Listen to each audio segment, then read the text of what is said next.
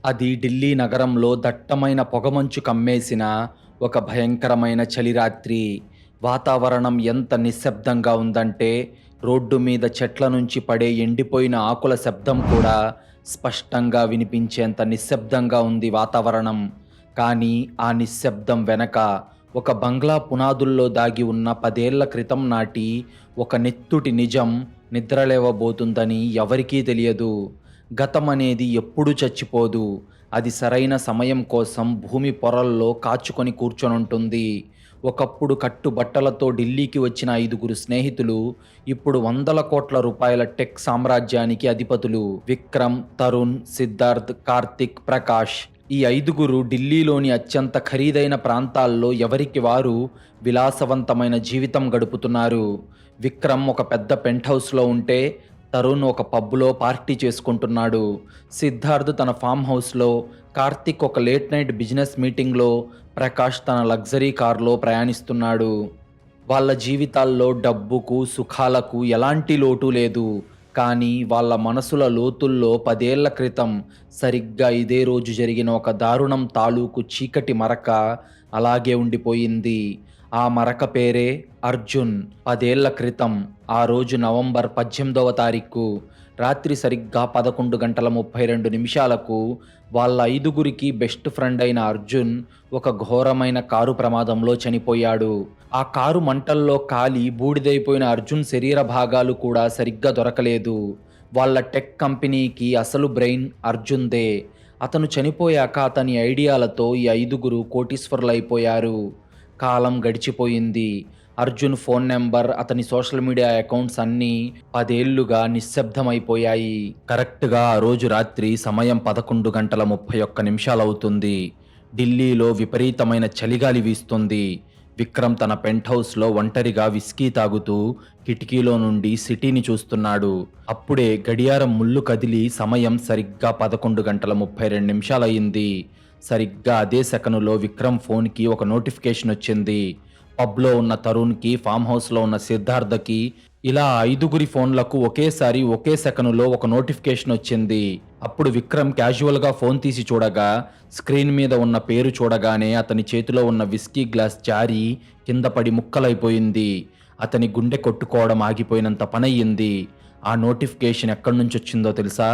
10 ఏళ్లుగా సైలెంట్గా ఉన్న అర్జున్ ఫేస్బుక్ అకౌంట్ నుండి.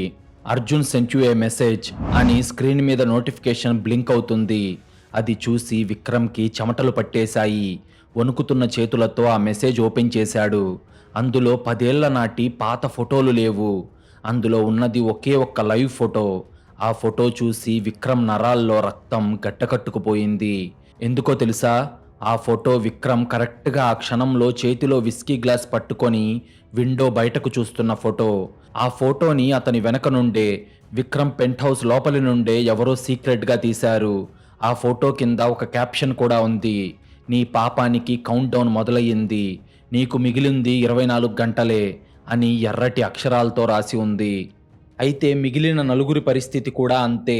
పబ్లో తరుణ్ డ్రింక్ చేస్తున్న లైవ్ ఫోటో, సిద్ధార్థ్ తన ఫామ్ హౌస్ గార్డెన్లో నడుస్తున్న లైవ్ ఫోటో, ఎవరికి వాళ్ళు కరెక్ట్గా ఆ క్షణం ఏం చేస్తున్నారో ఆ ఫోటోలు వాళ్ళకొచ్చాయి. దాంతో విక్రమ్ వెంటనే ఒక కాన్ఫరెన్స్ కాల్ కనెక్ట్ చేసి మిగతా 4గురిని లైన్లోకి తీసుకున్నాడు. 5గురి గొంతులో ప్రాణభయం స్పష్టంగా తెలుస్తుంది. రేయ్, ఎవడ్రా అర్జున్ అకౌంట్ హ్యాక్ చేసింది? నా ఇంట్లోనే ఉండి నన్నెవడు ఫోటో తీశాడ్రా అని విక్రమ్ అరుస్తున్నాడు. అప్పుడు పబ్లో ఉన్న తరుణ్ కాస్త ధైర్యం తెచ్చుకొని, రే విక్రమ్, నువ్వు మరీ భయపడిపోకు. ఎవడో మన కంపెనీ శత్రువు మనల్ని భయపెట్టడానికి అర్జున్ పాత అకౌంట్ని హ్యాక్ చేసి మనతో గేమ్స్ ఆడుతున్నట్టున్నాడు. నేనిప్పుడే నా స్పోర్ట్స్ కార్లో నోయిడా ఎక్స్ప్రెస్ హైవే పక్కన ఉన్న నా గెస్ట్ హౌస్కి వెళ్తున్నాను. రేపు ఉదయం పోలీసులకు చెప్పి వాడెవడో కనుక్కొని వాడిని లేపేద్దాం అని కాల్ కట్ చేశాడు తరుణ్. మిగతా వాళ్ళు కూడా అది ఎవరో హ్యాకర్ చేసిన పనే అని తమను తాము సముదాయించుకున్నారు. కానీ వాళ్లకు తెలియని విషయం ఏంటంటే, ఆ అర్జున్ ఫేస్బుక్ అకౌంట్ ఆడుతుంది ఒక సైబర్ గేమ్ కాదు, ఒక నెత్తుటి డెత్ గేమ్ అని. అప్పుడు సమయం రాత్రి 1:30 అవుతుంది. అంటే కరెక్ట్గా మెసేజ్ వచ్చిన 2 గంటల తర్వాత విక్రమ్, సిద్ధార్థ్, కార్తిక్, ప్రకాష్ 4గురికి ఫేస్బుక్ గ్రూప్లో అర్జున్ అకౌంట్ నుండి ఒక వెబ్ లింక్ వచ్చింది. అది ఒక లైవ్ స్ట్రీమింగ్ లింక్. విక్రమ్ భయంతోనే ఆ లింక్ మీద క్లిక్ చేశాడు. స్క్రీన్ మీద ఒక కారు డాష్బోర్డ్ కెమెరా వీడియో కనిపిస్తుంది. ఆ కారు లోపల డ్రైవింగ్ సీట్లో ఉన్నది మరెవరో కాదు, వాళ్ళ ఫ్రెండ్స్లో ఒకడైన తరుణ్. అతను నోయిడా ఎక్స్ప్రెస్ హైవే మీద 120 కిలోమీటర్ల స్పీడ్తో వెళ్తున్నాడు. సడన్గా ఆ లైవ్ స్ట్రీమింగ్లో తరుణ్ కారు డాష్బోర్డు మీద ఉన్న స్క్రీన్ రెడ్ కలర్లోకి మారిపోయింది. అందులో టేకింగ్ కంట్రోల్ అని నోటిఫికేషన్ కనిపిస్తుంది. అది చూసిన తరుణ్ ముఖంలో భయం మొదలై అతను బ్రేక్ తొక్కడానికి ట్రై చేస్తున్నాడు. కానీ బ్రేకులు పనిచేయడం లేదు. స్టీరింగ్ తిప్పుదామని ట్రై చేస్తున్నాడు. కానీ స్టీరింగ్ జామ్ అయిపోయింది. కారు దానంతటా అదే ఆటో పైలట్ మోడ్లోకి వెళ్ళిపోయి స్పీడు 160 కిలోమీటర్లు దాటిపోయింది. లైవ్ స్ట్రీమింగ్ చూస్తున్న మిగతా నలుగురికి తరుణ్ అరుపులు స్పష్టంగా వినిపిస్తున్నాయి. రేయ్, కారు నా కంట్రోల్లో లేదురా, ఎవరో హ్యాక్ చేశారా, బ్రేక్స్ పడట్లేదు, కాపాడండ్రా నన్ను అని తరుణ్ గొంతు చించుకొని మరీ అరుస్తున్నాడు. కానీ ఎవ్వరూ ఏమీ చేయలేరు. అప్పుడు కారు స్పీడు 180 కిలోమీటర్లు దాటింది. ఈలోపు ఎదురుగా ఒక పెద్ద కంటైనర్ లారీ వస్తూ ఉండటంతో తరుణ్ కారు నేరుగా వెళ్ళి ఆ లారీకి అత్యంత భయంకరంగా గుద్దుకుంది. కెమెరాలో చెవులు పగిలిపోయే శబ్దం, కారు గాల్లోకి లేచి పల్టీలు కొట్టి ఒక పెద్ద అగ్నిపర్వతంలా పేలిపోయింది. లైవ్ స్ట్రీమింగ్ చూస్తున్న నలుగురి కళ్ళ ముందే వాళ్ళ ఫ్రెండ్స్లో ఒకడైన తరుణ్ ప్రాణాలు గాల్లో కలిసిపోయాయి. సరిగ్గా 10 ఏళ్ల క్రితం అర్జున్ ఎలాగైతే చనిపోయాడో అచ్చం అలాగే ఇప్పుడు తరుణ్ కూడా చనిపోయాడు. అంతే, స్క్రీన్ బ్లాక్ కలర్లోకి మారిపోయింది. ఆ బ్లాక్ స్క్రీన్ మీద నలుగురికి ఒకటే మెసేజ్ కనిపిస్తుంది.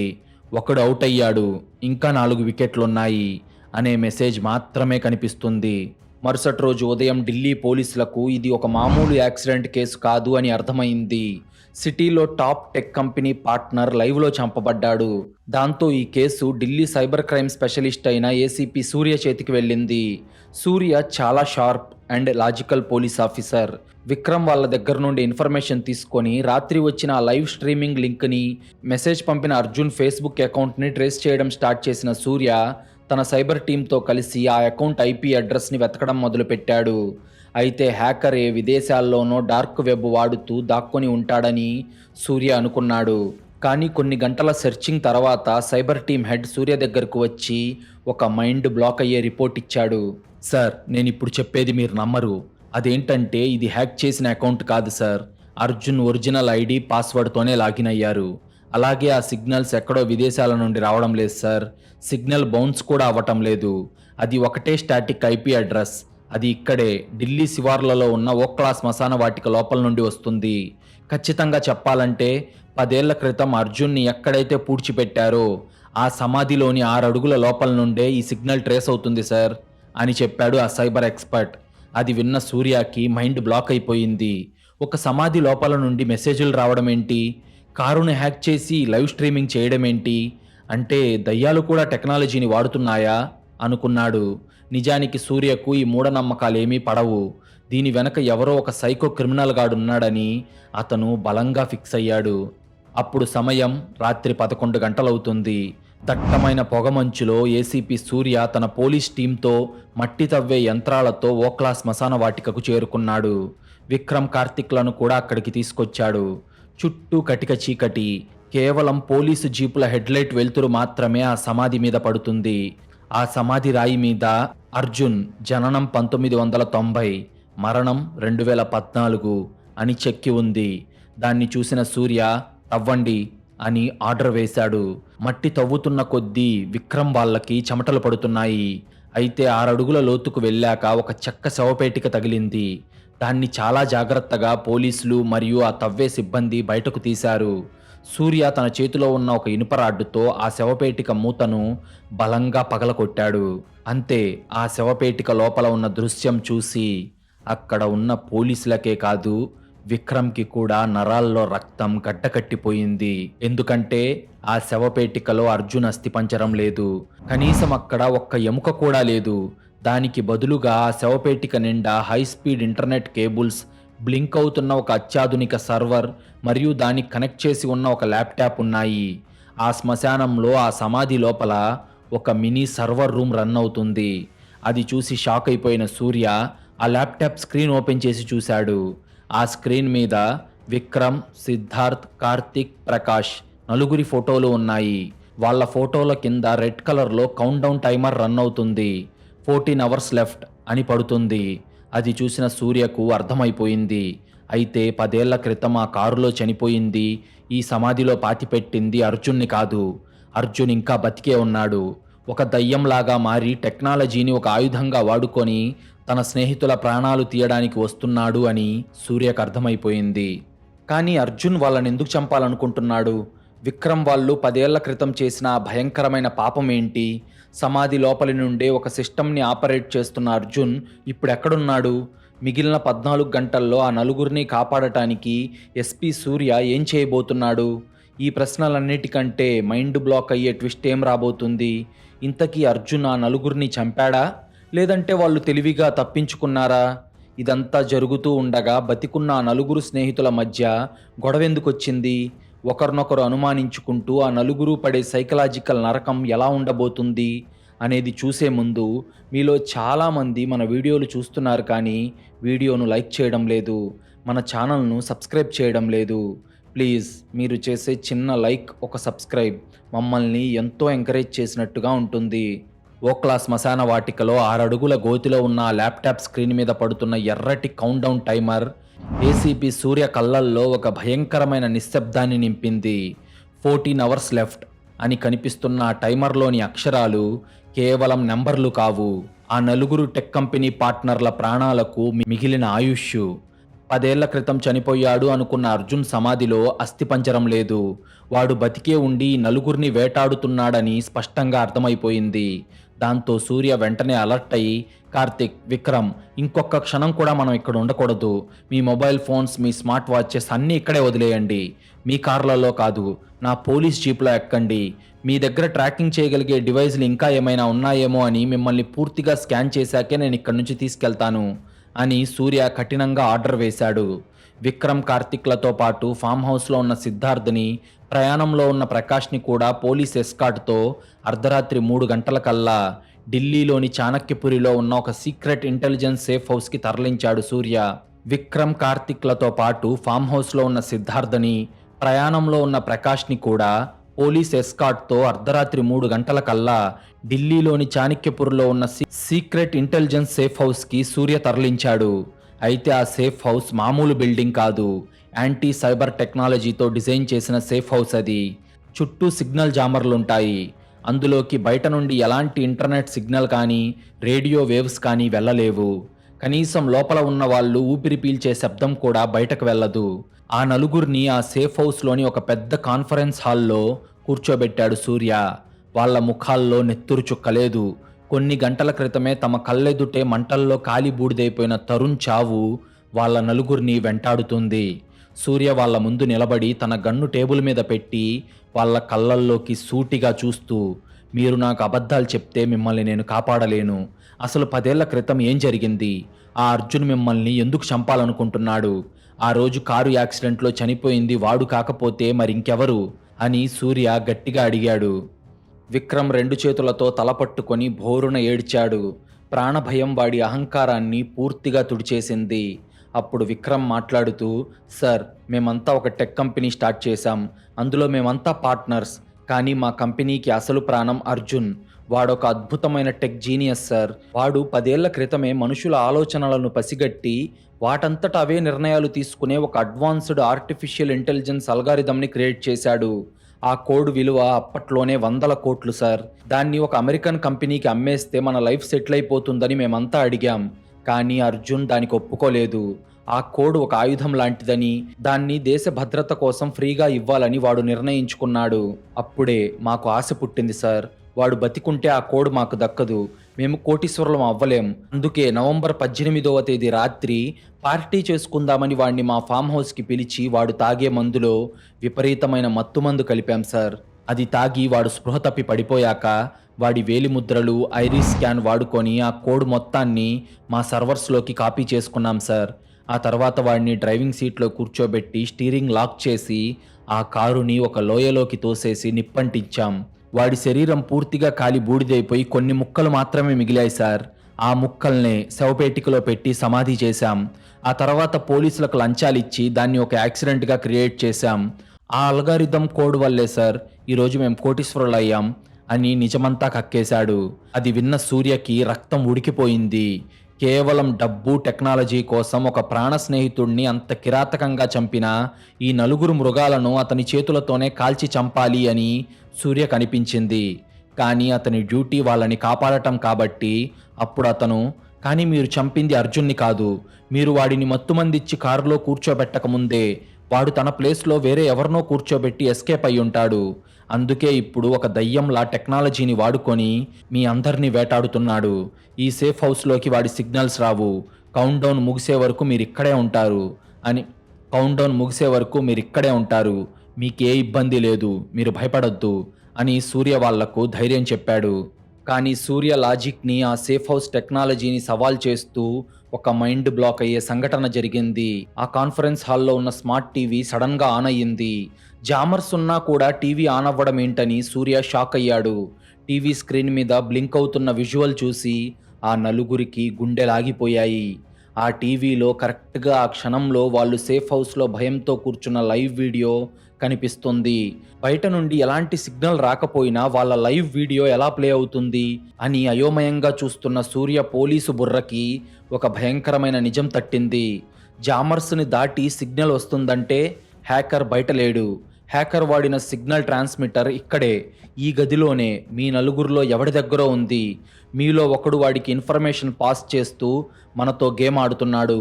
నిజం చెప్పండి, ఎవడ్రా వాడు అని సూర్య గంతీసి నలుగురి వైపు గురిపెట్టాడు. ఆ మాట వినగానే ఆ నలుగురి మధ్య అనుమానం ఒక చిచ్చులా రగిలింది. ఒకరినొకరు అనుమానంగా చూసుకుంటున్నారు. విక్రమ్ వెళ్ళి సిద్ధార్థ్ కాలర్ పట్టుకొని, ఒరేయ్ నువ్వేనా ఆ బ్రోకర్ గాడివి, మనల్ని అర్జున్కి అమ్మేశావారా అని కొట్టడం మొదలుపెట్టాడు. దాంతో హాల్లో ఒక కల్లోలం రేగింది. సూర్య వాళ్ళని విడదీస్తున్నాడు. కరెక్ట్గా ఆ సమయంలోనే సిద్ధార్థ గట్టిగా దగ్గడం మొదలుపెట్టగా అతని గొంతులో నుంచి నురుగు వస్తుంది. కళ్ళు పైకి తేలేసి ఊపిరి అందక గిలగిలా కొట్టుకుంటూ నేల మీద పడిపోయాడు. అప్పుడు సూర్య వెంటనే సిద్ధార్థ దగ్గరికి వెళ్ళి అతనికి ఏమైందో అని చెక్ చేస్తూ ఉండగా కొన్ని క్షణాల వ్యవధిలోనే సిద్ధార్థ శరీరం నీలం రంగులోకి మారిపోయి ప్రాణాలు వదిలేశాడు. అది చూసిన సూర్యకి మైండ్ బ్లాక్ అయిపోయింది. ఈ సేఫ్ హౌస్లోకి బయట వ్యక్తులు రాలేరు. వాళ్ళను పూర్తిగా చెక్ చేశాకే సూర్య లోపలికి పంపాడు. మరి సిద్ధార్థ ఎలా చనిపోయాడు అని ఆలోచిస్తూ ఉండగా సూర్య చూపు అక్కడే ఉన్న వాటర్ బాటిల్ మీద పడింది. 5 నిమిషాల క్రితం సిద్ధార్థ ఆ వాటర్ బాటిల్లోని నీళ్లు తాగాడు. అంటే ఎవరో ఆ బాటిల్లోనే అత్యంత వేగంగా పనిచేసే పాయిజన్ని కలిపారు.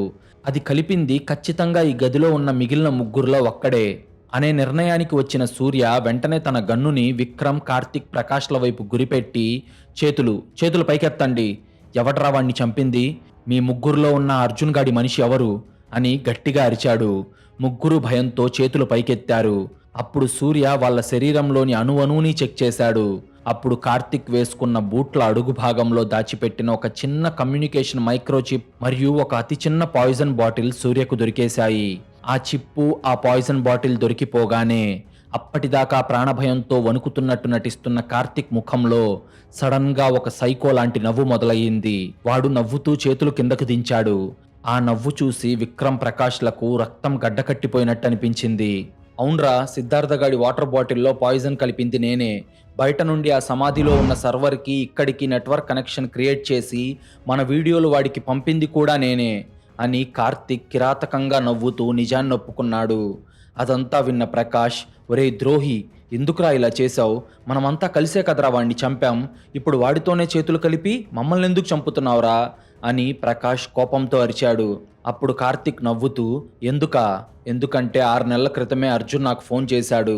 నా పర్సనల్ లైఫ్కి సంబంధించిన, నా బ్లాక్ మనీకి సంబంధించిన దారుణమైన రహస్యాలన్నీ వాడు హ్యాక్ చేసి నాకు పంపాడు. వాడికి గనక నేను హెల్ప్ చేయలేదే అనుకో, నా ఫ్యామిలీని రోడ్డు మీదకు లాగుతానని భయపెట్టాడు. మీ అందరి కదలికలు ఎప్పటికప్పుడు నేను వాడికి చేరవేశాను. దానికి బదులుగా వాడు నా ప్రాణాలు వదిలేస్తానని నాతో డీల్ చేసుకున్నాడు. ఈ 10 ఏళ్లలో నేను బతికిన బతుకు ఒక నరకం. వాడు ఏ దయ్యంగా మారి వచ్చి నన్ను చంపుతాడో అని నా నీడని చూసి కూడా నేను భయపడేవాణ్ణి. ఇప్పుడు వాడు అడిగింది గనక చేస్తే నాకు స్వేచ్ఛ వస్తుంది. నా 100 కోట్ల ఆస్తితో నేను ప్రపంచంలో ఎక్కడైనా కానీ హాయిగా బతికేస్తాను. అందుకే తరుణ్ గాడి కారు సిస్టమ్ని హ్యాక్ చేయడానికి కావాల్సిన యాక్సెస్ కోడ్ని నేనే అర్జున్ గాడికి ఇచ్చాను. ఇప్పుడు సిద్ధార్థ గాడిని నా చేతులతో నేనే చంపాను. ఇక మిగిలింది మీ ఇద్దరు మాత్రమే అని క్రూరంగా నవ్వుతూ చెప్పాడు కార్తీక్. తమ బెస్ట్ ఫ్రెండ్ ఒక రాక్షసుల్లా మారిపోయి వాళ్ళ ప్రాణాలే తీయడానికి డీల్ చేసుకున్నాడని తెలిసి విక్రమ్ ప్రకాష్లకు పిచ్చెక్కిపోయింది. ప్రకాష్ కోపం ఆపుకోలేక ఒక్క ఉదుటున వెళ్ళి కార్తీక్ గొంతు పట్టుకున్నాడు. నిన్ను చంపేస్తాన్రా కుక్క అని గట్టిగా కార్తీక్ గొంతు నొక్కాడు. ఇద్దరూ నేల మీద పడి పశువుల్లా కొట్టుకుంటున్నారు. అప్పుడు సూర్య వాళ్ళ గొడవ ఆపి వాళ్ళను విడదీయడానికి వెళ్ళాడు. కానీ ఆ కొట్లాటలో కార్తీక్ తన చేతికి దొరికిన ఒక పగిలిన గ్లాసు ముక్కతో ప్రకాష్ మెడ మీద బలంగా పొడిచాడు. అంతే, ప్రకాష్ గొంతులో నుంచి రక్తం ధారగా పైకి చిమ్మింది. వాడు గిలగిలా కొట్టుకుంటూ అక్కడే ప్రాణాలు వదిలేశాడు. అప్పుడు సూర్య వెంటనే కార్తీక్ తలకి గన్ను గురిపెట్టి వాడి చేతులను వెనక్కి విరిచి బేడీలు వేశాడు. ఇప్పటికే ఆల్రెడీ 3 చనిపోయారు కార్తీక్. ఇక మిగిలింది నువ్వు విక్రమ్ మాత్రమే. ఒక హంతకుడితో కలిసి ఎంత దారుణం చేశావురా అన్నాడు సూర్య. అప్పుడు కార్తీక్ ఏమాత్రం భయపడకుండా టీవీ స్క్రీన్ వైపు చూస్తూ గట్టిగా అరుస్తూ, అర్జున్, నువ్వు అడిగినట్టే 3 నా చేతులతో నా ఇన్ఫర్మేషన్తో పైకి పంపించేశాను. డీల్ ప్రకారం నా ప్రాణాలు తీయకుండా నువ్వు వదిలేయాలి. ఆ కౌంట్ డౌన్ ఇప్పుడే ఆపు అర్జున్ అని గట్టిగా అరిచాడు. అయితే సరిగ్గా అప్పుడే టీవీ స్క్రీన్ మీద బ్లింక్ అవుతున్న ఆ కౌంట్ డౌన్ టైమర్ ఆగిపోయి ఒక వీడియో ప్లే అవ్వడం మొదలయ్యింది. ఆ వీడియోలో అర్జున్ ముఖం లేదు. దానికి బదులుగా ఒక గ్రాఫికల్ డిజిటల్ అవతార్ కోడింగ్ లైన్స్తో క్రియేట్ అయి కనిపిస్తుంది. ఆ వీడియోలో అర్జున్ ముఖం స్పష్టంగా కనిపించట్లేదు. ముఖానికి ఒక మాస్క్ వేసుకున్న మనిషి మాత్రమే కనిపిస్తున్నాడు. ఆ ముఖానికి మాస్క్ వేసుకున్న మనిషి మాట్లాడుతూ, హలో కార్తిక్, హలో విక్రమ్, నన్ను అర్జున్ అని పిలుస్తున్నారా? మీకు ఒక నిజం చెప్పనా? 10 ఏళ్ల క్రితం మీరు ఆ కారులో పెట్టి తగలబెట్టినప్పుడు మంటల్లో కాలి బూడిదైపోయింది నిజంగా అర్జున్ గారి శరీరమే. అర్జున్ ఎప్పుడో చనిపోయాడు. సరిగ్గా 10 ఏళ్ల తర్వాత మీతో ఆడుకున్నది అర్జున్ కాదు, అరవింద్. బహుశా నా గురించి మీకు తెలియదు అనుకుంటా, ఎందుకంటే మీతో నాకు పరిచయం లేదు. నేను అర్జున్కి తమ్ముణ్ణి. నేను మా అన్నయ్య కలిసే మీరు దొంగిలించిన ఆర్టిఫిషియల్ ఇంటెలిజెన్స్ అల్గారిథం రాశాం. ఆ కోడ్ యాక్సెస్ నా దగ్గర కూడా ఉంది అని అరవింద్ అనగానే ఆ మాటలు విన్న కార్తీక్, విక్రమ్ నరాల్లో కరెంట్ షాక్ కొట్టినట్టయింది. అది విన్న ఏసీపీ సూర్యకు కూడా చేతిలో ఉన్న గన్ కింద పడిపోయింది. అంటే చనిపోయిన అర్జున్ దయ్యంలా రాలేదు, వాడి తమ్ముడే వీళ్ళను వేటాడుతున్నాడా? ఒక తమ్ముడు టెక్నాలజీని వాడుకొని మనుషుల మైండ్తో గేమ్ ఆడాడా అని సూర్య షాక్ అయిపోయాడు. అప్పుడు అరవింద్ మాట్లాడటం కంటిన్యూ చేస్తూ, నేను మా అర్జున్ అన్న కలిసి ఈ అల్గారిథం డిజైన్ చేస్తున్నప్పుడే తన బయోమెట్రిక్ హార్ట్ బీట్ సెన్సార్తో పాటు నా బయోమెట్రిక్ హార్ట్ బీట్ సెన్సార్తో దాన్ని లింక్ చేశాం. ఎప్పుడైతే మీరు మా అన్నయ్యని చంపేశారో అతని హార్ట్ బీట్ ఆగిపోయిందో అప్పుడే నాకు నోటిఫికేషన్ వచ్చింది. అది చూశాక నా అన్నయ్యను మీరే చంపేశారని నాకు అర్థమైంది. ఎందుకంటే మా అన్నయ్య మీరు ఆ అల్గారిథం అమ్మాలని చూసిన మాటని నాకు చెప్పాడు. దాంతో అతన్ని పార్టీ అని పిలిచి మీరే చంపారని నాకు తెలిసిపోయింది. ఆ తర్వాత మీరు ఆ కోడ్ని దొంగలించి అమ్మేసుకున్నా నేను ఎందుకు మౌనంగా ఉన్నాను అంటే, నాకు ఆ క్షణం ఆ అల్గారిథం కోడ్ కంటే మీ ప్రాణాలు తీయడమే ముఖ్యమని ఫిక్స్ అయ్యాను. అందుకే నేను సైలెంట్గా నాకున్న కంప్యూటర్ నాలెడ్జ్తో మీ కంపెనీ సర్వర్స్ హ్యాక్ చేసి గడిచిన 10 ఏళ్ల పాటు మీ సిస్టమ్స్ అన్నిటినీ నా కంట్రోల్లోకి తెచ్చుకున్నాను. ఇంటర్నెట్లో ఉన్న మీ డేటా మొత్తాన్ని, మీ బ్యాంక్ అకౌంట్స్ని, మీ సీక్రెట్స్ని, అలాగే ఆఖరికి మీ స్మార్ట్ ఇళ్ళ యాక్సెస్ని కూడా నేను నా కంట్రోల్లోకి తెచ్చుకున్నాను. సరిగ్గా మా అన్నయ్య అర్జున్ 10వ వర్ధంతి రోజున అతన్ని ఏ టైంకైతే మీరు చంపారో అదే టైంకి నా ఫైనల్ టాస్క్ స్టార్ట్ చేశాను. ఓక్లా శ్మశానంలో ఆ సమాధిలో ఉన్న సర్వర్ని ఆన్లైన్ ద్వారా అద్దెకు తీసుకొని అందులో నా అల్గారిథం కోడ్ని సేవ్ చేసి దాన్ని ఆపరేట్ చేసింది నేనే. కార్తిక్కి ఫోన్ చేసి ఏఐ వాయిస్ చేంజర్ ద్వారా అర్జున్ వాయిస్లో మాట్లాడి వాడిని బ్లాక్మెయిల్ చేసి ఈ సైకలాజికల్ గేమ్ ఆడింది నేనే. తరుణ్ కారు సిస్టమ్ని హ్యాక్ చేసి యాక్సిడెంట్ చేసింది కూడా నేనే. మీరు ఏ టెక్నాలజీని అమ్ముకోవాలని ఒక ప్రాణాన్ని తీశారో అదే టెక్నాలజీ మిమ్మల్ని ఒక పురుగుల్లా ఎలా వాడుకుందో మీకు చూపించాను. ఇప్పుడు మీరే చెప్పండి, నా ప్లాన్ బాగా వర్క్ అయిందా అని ఆ రోబోటిక్ వాయిస్తో మాట్లాడుతూ ఉన్న అరవింద్ భయంకరంగా నవ్వాడు. ఇదంతా విని కార్తిక్కి పిచ్చెక్కిపోయింది. తను ఇన్నాళ్ళు మాట్లాడింది అర్జున్తో కాదు, ఒక దయ్యంతో కూడా కాదు, అర్జున్ తమ్ముడు అరవింద్తోనా? వాడు తనను వాడుకొని తన స్నేహితులను తన చేత్తోనే చంపేలా చేశాడా అని కార్తిక్ షాక్ అయిపోయి, అరవింద్, వద్దు అరవింద్, ప్లీజ్ నన్ను వదిలేయి. నువ్వు నీ అన్నని మేము చంపామనే బాధలో ఉన్నావు. ఇప్పుడు నీకు ఎమోషన్స్ ఉండవు, ఆలోచించే శక్తి కూడా ఉండదు. దయచేసి నన్ను వదిలేయి. నీకెంత డబ్బు కావాలంటే అంత డబ్బిస్తాను అని కార్తిక్ టీవీ స్క్రీన్ ముందు ఏడుస్తూ అరిచాడు.